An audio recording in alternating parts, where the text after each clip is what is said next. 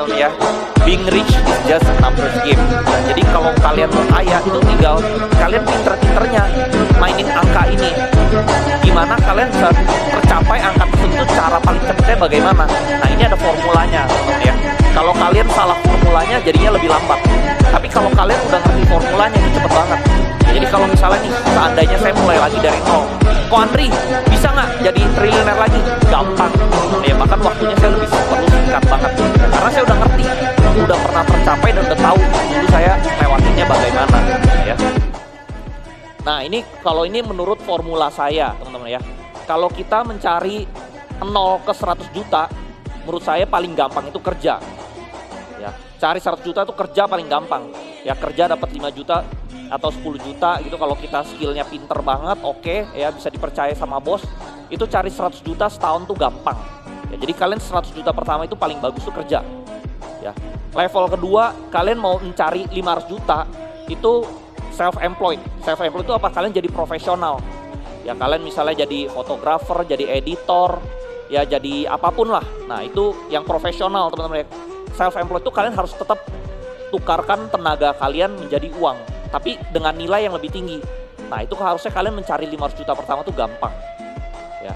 Nah yang ketiganya 500 juta ke 5M. Nah ini kalian udah nggak bisa self-employed doang, udah nggak bisa kerja doang. Ya, yang ketiga itu kalian harus jadi business owner. Apa bedanya business owner sama self-employed? Kalau self-employed itu kalian tukarkan tenaga kalian. Kalau business owner kalian bikin sistem. Ya, bikin sistem, kalian hire karyawan yang kerja, ya. Kalian dapat uangnya. Nah, itu bisa dengan business owner atau kalian bikin pabrik atau kalian importir ya karena dulu saya pebisnis juga backgroundnya teman-teman ya. Saya kerjain ekspor impor. Nah, itu saya dapat teman-teman miliaran. Nah, ini kalau kalian mau cari 500 juta sampai 5M. Nah, tapi kalau udah kalian mau lebih tinggi lagi, mau mencapai 100M, itu kerja tuh susah teman-teman ya. Mustahil, kalau yang bagian kerja tuh udah mustahil ya.